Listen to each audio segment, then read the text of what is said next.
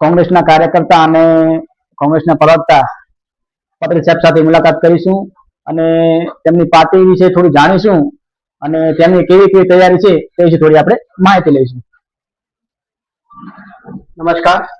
Party 2026 Bhabhar નગરપાલિકા માટે 24 ઉમેદવારો મેદાનમાં ઉતારી રહી છે અને વિપક્ષનો જે આક્ષેપ છે કે કોંગ્રેસ હંમેશા ચૂંટણી ટાણે જ દેખા દે છે અને એના પછી ક્યારેય દેખાતી નથી.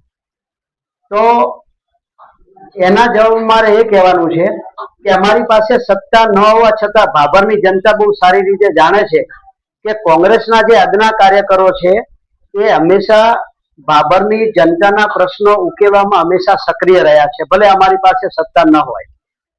ભાભર ગામને ખબર છે કે એબી પટેલે હંમેશા ભાભર નગરનું હિત જોયું છે. અને બીજી વાત એવી છે કે જે લોકો કોર્પોરેટર તરીકે 2-3 ટર્મથી ચૂંટાય છે એ લોકો ક્યારેય એમના વોર્ડમાં ગયા હોય તો ત્યાં આગળ વોર્ડમાં જઈને નગરજનોને પૂછવું જોઈએ કે એક ફેર વોટ માગી લીધા પછી ક્યારેય એ ઉમેદવાર તમારી સમક્ષ આવ્યો છે ખરો કે તમને શું મુશ્કેલી પડે છે? એ લોકો ક્યારેય આવતા નથી. સત્તામાં હોવા છતાં માત્ર વોટ માંગવા માટે અને માત્ર રાષ્ટ્રીય લેવલની નેતાગીરી એટલે કે મોદી સાહેબના નામે અને કમળના નામે જ વોટ માંગી શકે છે. એમની પોતાની કોઈ હેસિયત નથી અને એ લોકોએ કોઈ એવા કાર્યો કર્યા નથી કે જેના માટે એ લોકો સમક્ષ જઈ શકે અને લોકોને એમ કે અમને વોટ આપો. એક પંચાયતની ચૂંટણી હોય કે પાર્લામેન્ટની ચૂંટણી હોય, એમની પાસે મોદી સાહેબની વાત કર્યા સિવાય બીજી કોઈ વાત જ હોતી નથી. એમનું પોતાનું કોઈ વ્યક્તિત્વ હોય તો એ લોકો એમના વ્યક્તિત્વ પર વોટ માંગી જ હોય તો ખબર પડે. આજે ભાભર નગરપાલિકામાં કોંગ્રેસે જે 24 કેન્ડિડેટો ઉતાર્યા છે એ તમામ કેન્ડિડેટો બિલકુલ નિર્વિવાદ, વ્યક્તિત્વ ધરાવતા, વેપારી સમાજના અને શિક્ષિત માણસો છે, સજ્જન માણસો છે. એની સામે તમે ભાજપના જે કોઈ પણ ઉમેદવારો હોય એની તમે સરખામણી કરી જુઓ તો ગામ લોકોને પણ ખબર પડશે. આજે અમે સારા છીએ એવું અમે કહીએ એના કરતા લોકોને જ વધારે ખબર પડશે કે બે પાર્ટીમાંથી કોણ કેન્ડિડેટ સારા છે. બીજું કે આ ભાભર નગરપાલિકાની ચૂંટણી છે. અહીંયા માત્ર સ્થાનિક મુદ્દાઓને ધ્યાનમાં રાખીને ચૂંટણી લડાય. અહીંયા આગળ કોઈ રાષ્ટ્રીય લેવલના મુદ્દા ચર્ચવાની જરૂર નથી અને જો એ ચર્ચા કરવાની હોય કોઈ પણ આગેવાનને તો એના માટે પણ અમારી સંપૂર્ણ તૈયારી છે. પણ ભાભર નગરજનોને હવે એક જ વાત યાદ રાખવાની છે કે ન કોઈ જાત ન કોઈ પાત, કોંગ્રેસ કી હી બાત. બસ હવે તો નગરજનોના ટેક્સના પૈસા નગરજનોને એમની સુવિધા રૂપે પાછા મળે એ જ અમારો ધ્યેય છે અને એના માટે અમે સૌ પ્રતિબદ્ધ છીએ.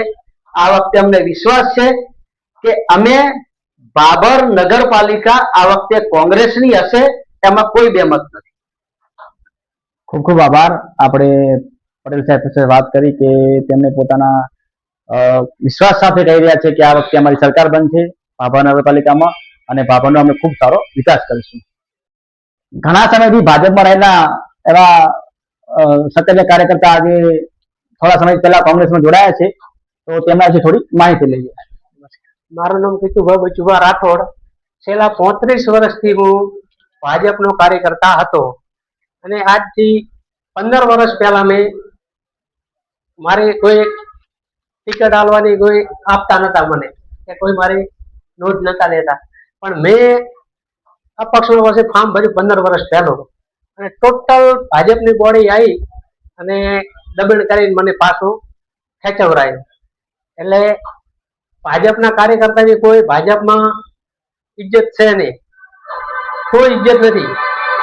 એટલે હું ભાજપ છોડી 35 વર્ષથી ભાજપમાં હતો અને કોંગ્રેસમાં જોડાણો છું અને કોંગ્રેસમાં કાયમ માટે રહીશ અને અશોકભાઈ સાહેબનો આભાર માનીશ અને એમને પણ મજબૂત કરીશ અને જ્ઞાનીબેનને પણ મજબૂત હાથ કરશું. એ મારો ખાસ મુદ્દો છે. એટલે બીજું તો જય હિન્દ, જય માતાજી. કોંગ્રેસને એમ કહું છું કોંગ્રેસને ખૂબ મત આપજો, ખોબે ખોબે મત આપજો. ભાજપનો કોઈ વિશ્વાસ કરતા નહીં કે તમને ડૂબાડી દેશે ગમે ત્યાં. મહેરબાની ભાજપને કોઈ પણ વોટ ના આલતો. મેં 35 વર્ષ વોટ આલ્યા છે અને મેં ભાજપ છોડીને કોંગ્રેસમાં હું આવ્યો છું. અને મારી સાથે 200 પણ કાર્યકર્તાઓ છે. એ જાહેરમાં નથી આવ્યા. બાકી 200 કાર્યકર્તા છે. લાંબાએ તો હું બીએલ કેસ કરી લઈ શકું છું. એટલે આ ભાજપના વિરુદ્ધમાં જ આવ્યો છું હું. અને મોટા મોટા માણસો મારી કોઈ ક્યાંય ગણતરીમાં લીધો જ નથી. મને કોઈ દિવસ કોઈ એમ નહીં કહેવા ઘરે આવ્યું કે તમારે ટોટલી બીજી લડવી છે. એ નારાજ થઈને જ હું આવ્યો છું ભાજપ કોંગ્રેસની અંદર ભાજપ છોડીને. જય હિન્દ, જય માતાજી. નમસ્કાર મિત્રો, જય હિન્દ, જય ભારત. હમણાં જ 2-3 દિવસ પહેલા જ ભાજપના પૂર્વ મહામંત્રી વિનોદભાઈ ઠક્કર હમણાં જ કોંગ્રેસમાં જોડાયા છે. એ વિશે આપણે થોડી માહિતી લઈએ, તેમનો પરિચય મેળવીએ. હા, હું વિનોદભાઈ ઠક્કર, પૂર્વ મહામંત્રી ભાજપ તથા ભાજપની અંદર 20 વર્ષ દરમિયાન મેં વિવિધ હોદ્દા ઉપર કામ કર્યું છે. ભાભર શહેરના દરેક વોર્ડ, દરેક શક્તિ કેન્દ્રો અને દરેક બૂથોમાં પણ મેં કામ કર્યું છે. ખાસ વોર્ડ નંબર 5 માં પણ કોઈ કાર્યકર જ્યારે નતો, આજથી 20 વર્ષ પહેલા, ત્યારે 2 બૂથોમાં વિવિધ ચૂંટણીઓ જેવી કે નગરપાલિકા, વિધાનસભા, લોકસભા, દરેક ચૂંટણીઓની અંદર મેં 2 બૂથો સંભાળીને પણ કામ કર્યું છે. પણ છતાં આજે 20 વર્ષ થવા આવ્યા છતાં મારી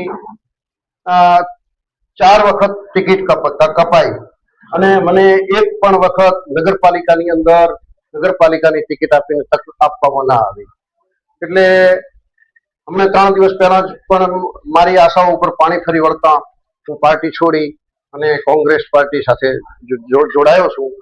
હવે ભાજપની અંદર સાચા, ઈમાનદાર, પ્રમાણિક, નિષ્ઠાવાન કાર્યકરોની કોઈ કિંમત નથી. મેં આજે નિષ્ઠા, વફાદારી, ઈમાનદારી, નખ શીખ નિભાઈ અને એનું કોઈ મને એમ લાગ્યું કે આ કોઈ કિંમત નથી. જેથી હું ખૂબ જ દુઃખી થઈ અને આ પાર્ટી સાથે જોડાણો છું. અહીં આવતા મને અશોકભાઈએ આવતા જ પહેલ સાંત્વના આપી અને મને કીધું કે તમારે જો સાચા સેવક તરીકે કામ કરવું છે તો મારી પાસે સેટિંગ નથી, છતાં પણ હું તક આપું અને મને એમણે ટિકિટ આપી અને ગઈકાલે મારું ફોર્મ પણ ભરાઈ ગયું છે. હું એક ધાર્મિક સંસ્થા સાથે પણ જોડાયેલો છું. તો મેં એમ વિચાર્યું કે આટલા મને ભગવાનના ઉચ્ચ વિચારો મળે છે, તો આ વિચારો હું મારી ભાભર શહેર મારી જન્મભૂમિ છે, મારા મામાનું ઘર ભાભરમાં આવેલું છે, એટલે મારી જન્મભૂમિની મને સેવા અને અહીં કુદરતી અમે અમારા ગામમાં ધંધાપડી ભાગ રહેવા આવ્યા હતા, તો મને એમ થયું કે હું એમ સેવા કરું. તો એ વિચારો, ધાર્મિક વિચારોને આ રાજકીય માધ્યમ દ્વારા તબદીલ કરી અને હું મારી જાત ઉપર પ્રયોગ કરવા માંગતો હતો કે હું કેવી રીતે સેવા કરી શકું છું વસ્તુ. છતાં આ ખેવના 20 વર્ષ સુધી મારા દિલની અંદર દબાયેલી રહી અને મને તક આપવામાં ના આવી. એટલે હું કોંગ્રેસ પાર્ટીમાં આવ્યો છું અને મને એવું લાગે છે કે હવે મારી આશાઓ અહીં આવીને પરિપૂર્ણ થશે. જય હિન્દ, જય ભારત. તો તમે હવે તમારા લોકો સમક્ષ કયા મુદ્દા લઈને જશો? કારણ કે તમે થોડા સમય પહેલા ભાજપમાં હતા, તો ભાજપની તમે કોંગ્રેસમાં તમે એની વાત કરતા, તો હવે તમે કોંગ્રેસમાં આવ્યા તો તમે કયા મુદ્દા સાથે લોકો સમક્ષ જશો? મુદ્દાઓમાં મહદઅંશે ભાભરના મહદઅંશ એરિયામાં મીઠું પાણી મળતું નથી. જે અમે મીઠું પાણી આપવા માટે કટિબદ્ધ છીએ અને પ્રતિબદ્ધ પણ છીએ કે કોઈ પણ કામ જો કરવું હોય તો મજબૂત સંકલ્પ સાથે અમુક સીમિત સમયમાં એ સાકાર કરી શકીએ છીએ અને અમે મીઠું પાણી આપવા ચોક્કસ અમે અમુક સમયની અંદર આખા ભાભર શહેરને મળે એ રીતે કામ કરીશું.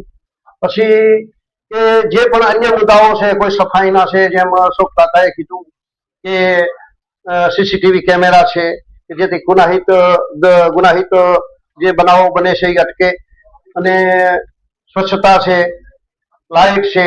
આજે નગરપાલિકાના જે પ્રશ્નો છે એની અંદર કોઈ પણ ભાભરની જનતાને તકલીફ નહીં પડવા દઈએ અને અમારા જે બધા ઉમેદવારો છે એ કોઈ પણ અભિમાન રહિત છે અને બધા 108 જેવા છે કે જે દોડીને કામ કરે એવા. ભાજપના જેમ અભિમાનીઓ નથી અને ભ્રષ્ટાચારીઓ નથી અને અમને તો કોઈ તક આપવામાં આવી જ નથી. અમે નિષ્કલંક અને એકદમ પ્રતિષ્ઠામાં ક્લીન માણસો છીએ, એટલે અમારી સામે કોઈ આંગળી કરે એમ નથી.